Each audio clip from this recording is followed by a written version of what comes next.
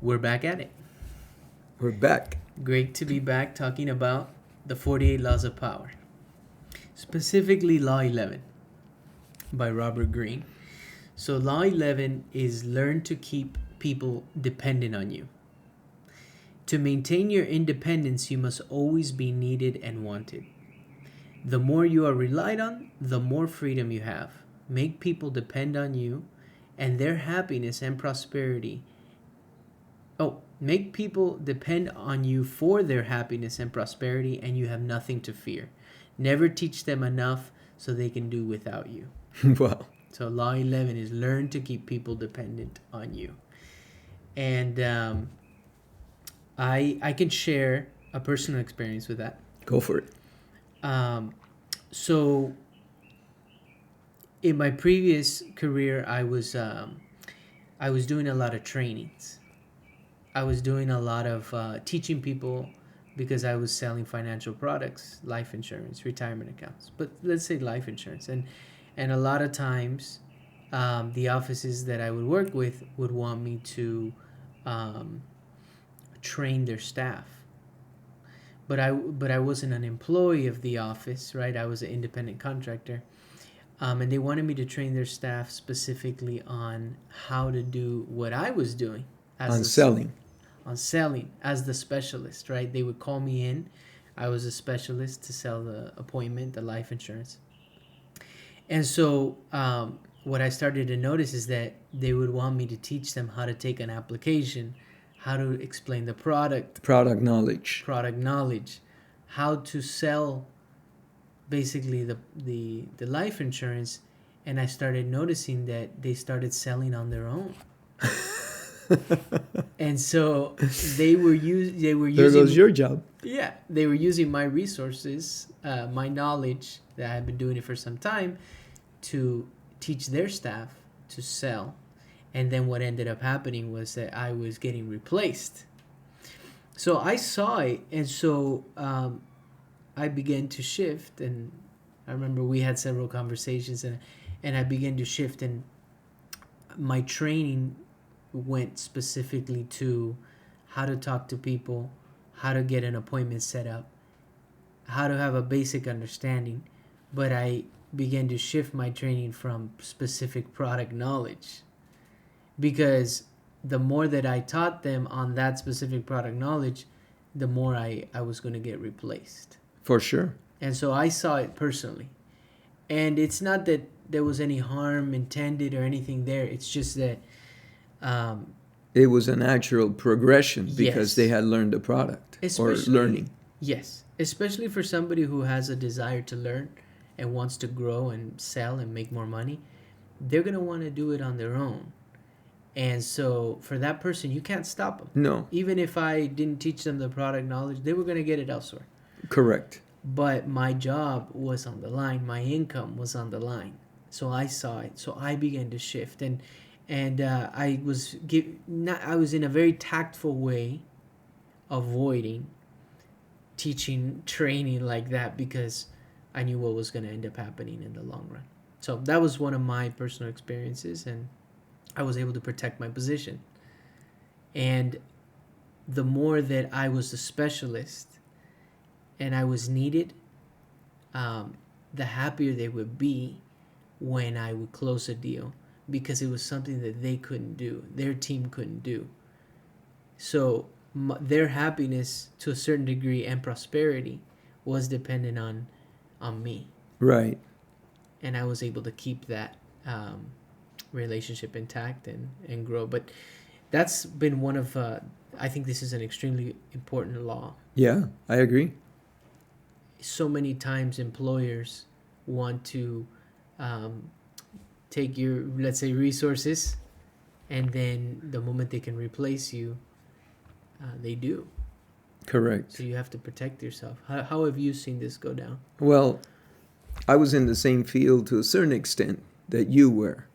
I didn't specialize to the level that you did, but I did have to sell some life insurance and financial products in the beginning, which they're completely different nowadays than what you learned. You were much more specific and much more depth into it. But what I wanted to say to that is the hindrance also behind it, because, ignorance to a certain extent is costly. If you don't know something, okay, eventually, by trying to do it yourself, you shoot yourself in the foot, okay? This is what I mean by that. You became an expert in all those financial products. So what was happening is that the staff, by trying to sell the policy on their own, they were short-sighted, because they would meet potentially with a customer and sell a $30, $40 policy. Okay? However, the potential was that if you met with that customer and you started asking questions and you dug further into what their needs were, using your knowledge and your experience, you were able to take the same customer that they sold a $30 policy for, okay, and realize that their need was much higher and that they were able to afford that need, and you will end up, providing that customer with a $500 policy a month, right, as opposed to $30 a month. And in that case, everybody benefit by far because of your expertise, your niche knowledge, and your experience. So I think about that a lot because it can be applied in many areas of business. For example, in real estate, which we're heavily invested in now, and well, we've been for 3 years now, I can see the difference sometimes between a realtor that sells residential and a realtor that sells commercial. Okay? Case in point, one building that we added to our portfolio because of an agent that was residential and was not careful, okay? That particular building was locked up for almost 13 months. So that escrow lasted 13 months. Mm-hmm. When have you ever heard of an escrow lasting 13 months over a year? Because of, let's say, incompetence. Because of the incompetence. Yeah. The other side of the coin is that some people say, selling residential, selling commercial is the same thing. It's not exactly the same thing. It's not impossible, right, to sell the commercial, but it does take a little bit more knowledge and expertise. Let's say a specialty. Right. So what you're saying is that it's okay to be dependent on people if they are a specialist. You're saying that at the end of the day, everyone will benefit more as long as that person is good at what they do and do it ethically and all that good stuff. Yeah, well, that's a given. You have to do it ethically. You have to do what's best for the customer. And if you're not, then you get rid of that. But it's okay to rely on somebody. Right. Because I if made not, that you're mistake. Do it yourself, right? Right. Well, I made that mistake early in my business career. Because when I would see a specialist, initially I would think, why should I use that specialist and give up my commission when I can sell this product myself? Right. But it was ignorance on my part. Short-sighted. Been there, done that. Me too. Been there, done that. Because I wasn't just dealing with financial products. I was dealing with property products, homeowners, landlords, investments, multiple units, okay? Those products in and of itself require timing to learn them so that you can do a proper job for the customer. I was also dealing with car insurance, commercial, fleet, auto. It's too much and you're not a specialist. Commercial fleets for a cleaning company, 12 vehicles, 14 vehicles. Yeah. Another company. Too much. It's just too, when you realize that the scope of it is so immense, you would practically have to study your life away. Okay? Correct. And unless you yourself specialize, then you're out of luck. Right. So I learned the hard way. Well, I learned the hard way. I made that mistake. I said, and maybe greed has something to do with it. I want to keep the money. Why should I give it to somebody that? yeah. But sometimes it's better off handing off. And I'm telling you, it Right. took a long time. Maybe it took 9 Delegating. years for me to learn that. I'm telling you right now in 10 minutes. You see what I mean? Because you come to the realization, and then you feel good when you actually sell it, but then you don't realize, hey, I might have given it to somebody else with more expertise, They would have done a better job for the client, not only the money. not piece only of the it. money. It's like somebody, and everybody's got their own path, and every case is different. Right. But somebody that does notary, real estate, insurance, loans, everything, Real estate. title, Yeah. escrow, like they try to capture every single aspect of, let's say, the deal, that you're not a specialist unless you have people running those divisions. That's exactly what I was going to tell you. That's different. Right. But I'm looking at, and that's interesting because you're sharing this from the other perspective. You're looking at somebody who you're okay being dependent on somebody. You're okay with somebody using law 11 on you Right. because you see that it will provide more value overall. You're Right. okay with it. This is what I think. Now, for people that are willing to do that, you need to have a measuring stick. Yes. You need to figure out, is that person actually bringing enough value that offsets your cost?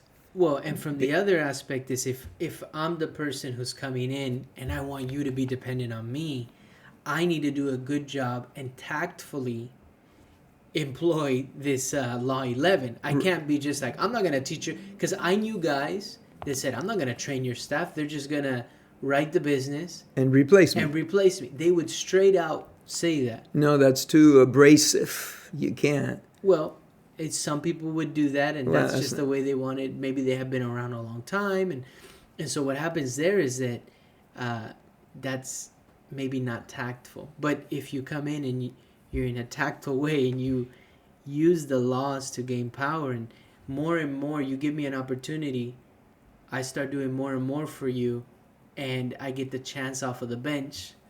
I get to show you what I'm made of, and I tactfully. Yeah, no problem. It's a game. It's a game you play. It's a chess game. I really believe, I agree with you 110%, because I'm not one to be, unless you have rubbed me the wrong way. In that sense, I kind of have like a, Zero tolerance.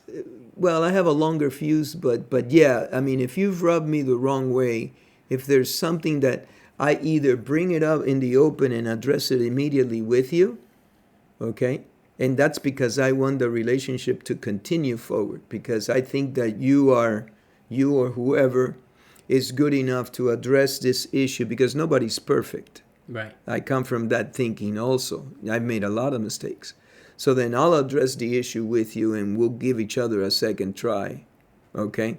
And if it doesn't work, it just doesn't work. But yeah,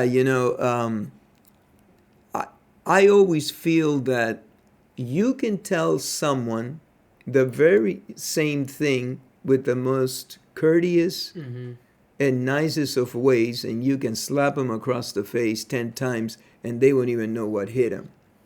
Because you can say things more amiably, more agreeably, but get your point across. Say, listen, if this doesn't change, we're not going to be able to continue going forward. You understand, this is what I've got, this is what I'm putting out, I don't get this. You can make an explanation on things. Yes. But if you're just...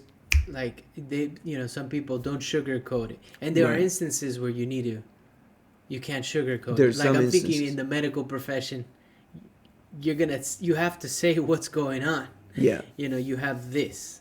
It's a diagnosis. It's not like sugarcoating it. But in business and in gaining power, you have to be tactful, in my opinion. I don't think you can just, in some instances you can, but many times, and even if the other person knows what at the end of the day I'm getting to, they might feel better the way I said it. Correct. And you talk about intentions a lot.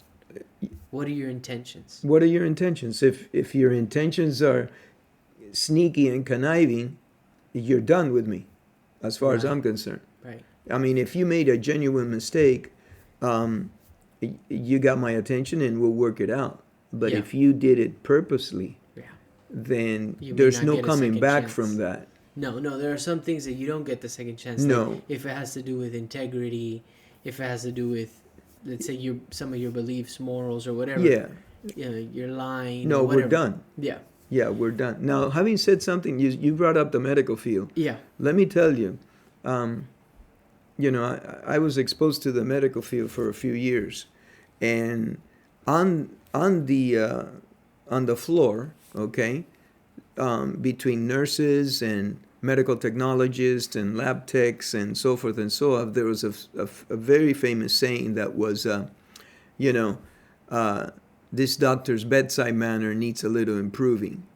Some doctors were just way too direct, and some doctors provided the same information, but with a little bit of more compassion, a little bit of more care, but they still gave you the diagnosis. Right. And so, on the floor, there was we knew whose bedside manner was good and whose bedside manner was not so good. We're talking about nurses, Yeah. physical therapists, lab techs, mech techs, we knew. And so, you're right, the diagnosis is the diagnosis, but the way you deliver it, Right. especially something like, how do you tell a patient you have cancer? Right. The results are back. I'm afraid I have some bad news. Would you like to share it with your husband and your wife? Is he here? Whatever do you want? You look for support. One guy that was very good, he would never give super bad news to an individual alone unless that person was in a divorce or something like that. There was nobody else. They always wanted someone to be there for support, if at all possible. So, and that shows the care that you put into something like this. But getting back to business, I think it's extremely important. Yes. It reminds me actually of a quick story, but you were going to say something. No. Well, I just wanted to read a little bit further into it, and then let's get into your story. But I just thought it was interesting how he says the more you're relied on, the more freedom you have, which seems a little bit of a contradiction, because people are relying on you. You would think that you are you have to always be available, or you have to. That's what I think, at least. But how do you have more freedom if more people count on you? But the more you're relied on, you could still be scarce to a certain degree.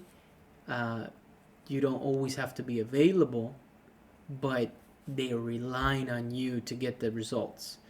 And then it says, make people depend on you for their happiness and prosperity, and you have nothing to fear.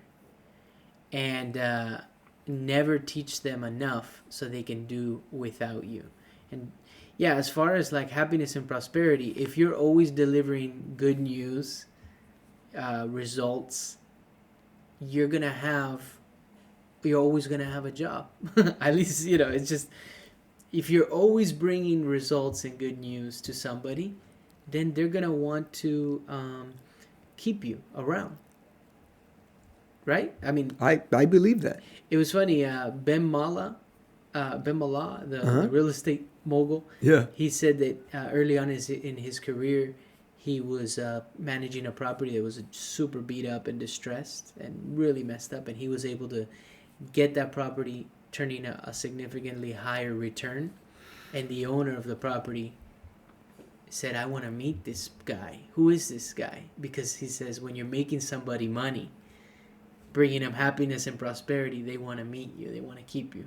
What was your story? Well, that's very interesting, because it goes to that old saying, whatever it is that you do it to the best of your abilities. Do a perfect job if you can, because somebody's always watching. Yeah. Like in the case of Ben Mullah, Mala, Mullah, I think. Ben Mullah, he did such a great job on that property. He turned that property around that the investor said, "Who is this guy? Yeah. Bring him over here. I want to talk to him." Yeah. And I'm sure that opens doors and opportunities for him for having done an exceptional job. Absolutely. Yeah, yeah. But the story is, I was thinking of this guy that there was this sheik that bought a very famous, expensive car, and then all of a sudden the car wasn't starting. And he brought a bunch of mechanics, and they looked at it and they couldn't figure it out. So then they told him about this mechanic that was really a genius, and he says, "Bring him over." And then the mechanic came over, opened the hood of the car, checked it out, and he says, "Okay, I think I can fix this." And he was there a couple of minutes. He got his tool, turned a couple of screws, and all of a sudden the car turns on, and it's great. And then the sheik says, "Oh, fantastic. How much do I owe you?" And the mechanic said, "Okay, you owe me $4,000. Okay?" And he says, $4,000? You weren't even 3 minutes under the hood. I mean, how can you charge me $4,000 for turning a screw? And the mechanic turned to the sheik and said, "No, no, no. Turning the screw is $2. Knowing which screw to turn and how far to turn it, that's $3,998. And so, Yeah. how do you argue with something like that?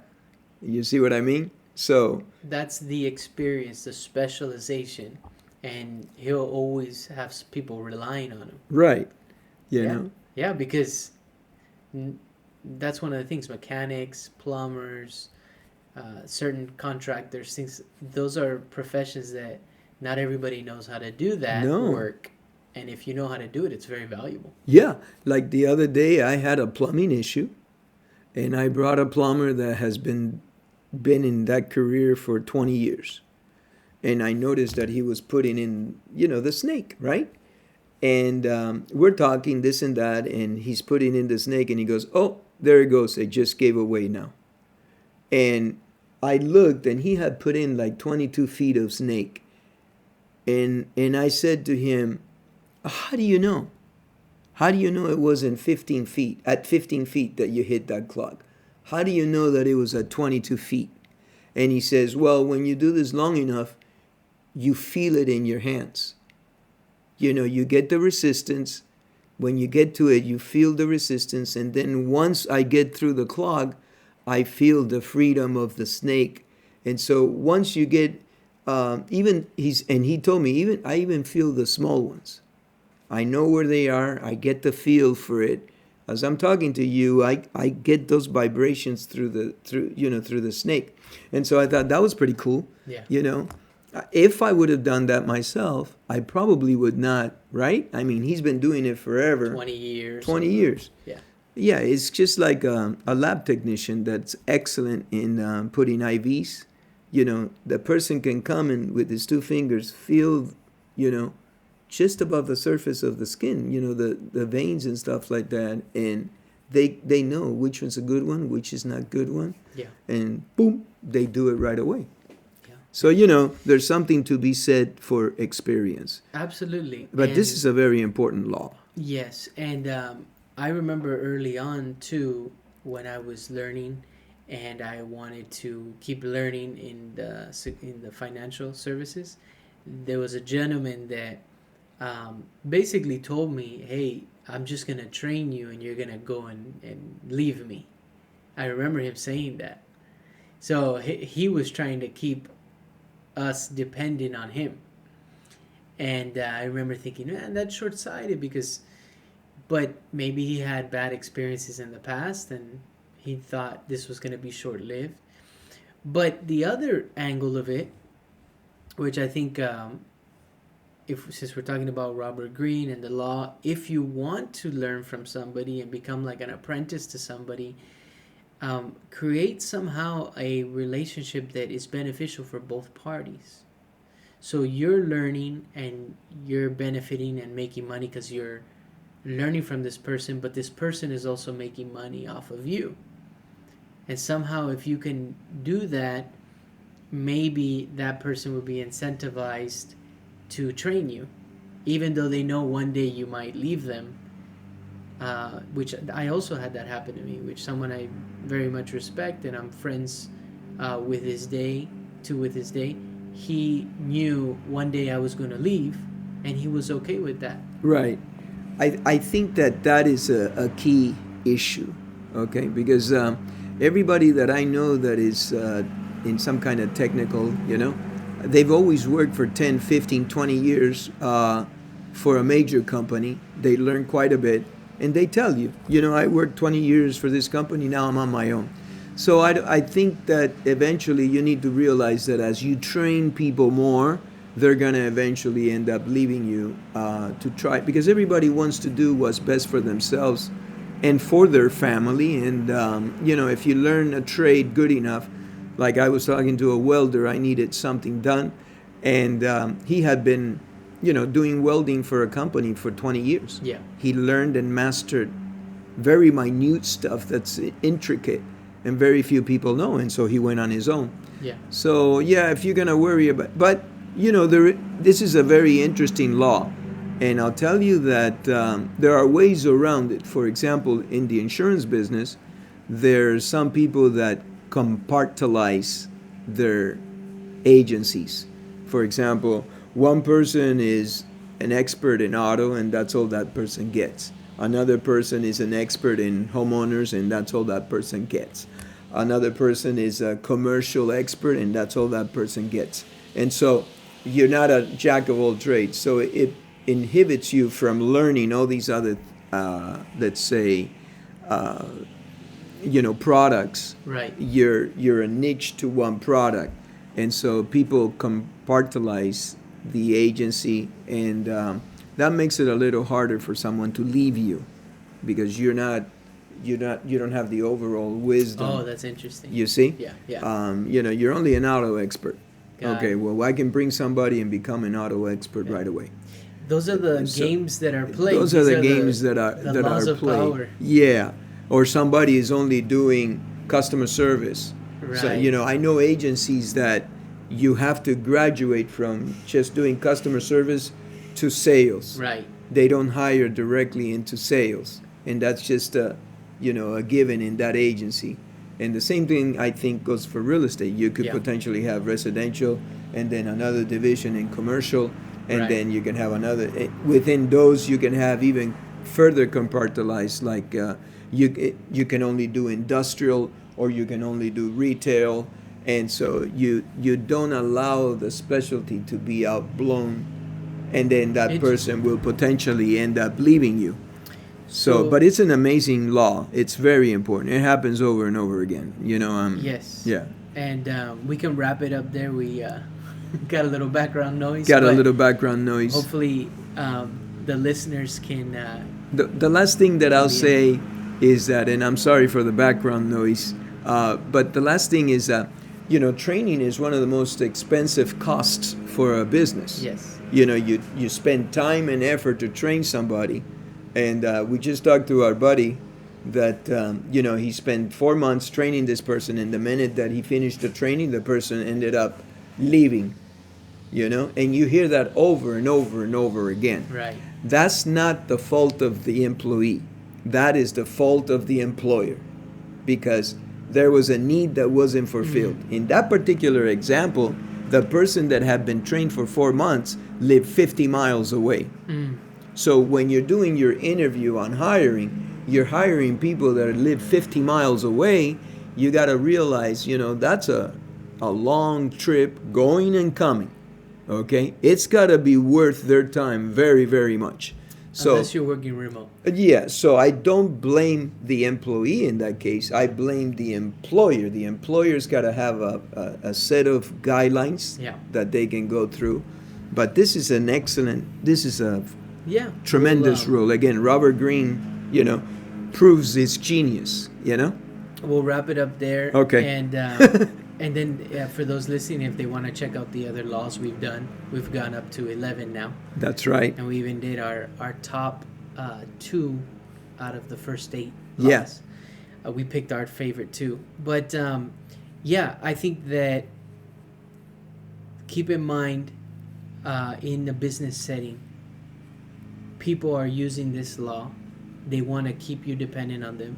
Or if you yourself are trying to gain power and grow in a company, keep this in your back pocket, because if you share too much to the wrong person or at the wrong time, you just put yourself out of a job. That's right. Very good. Wrap it up. Yep. Thank you.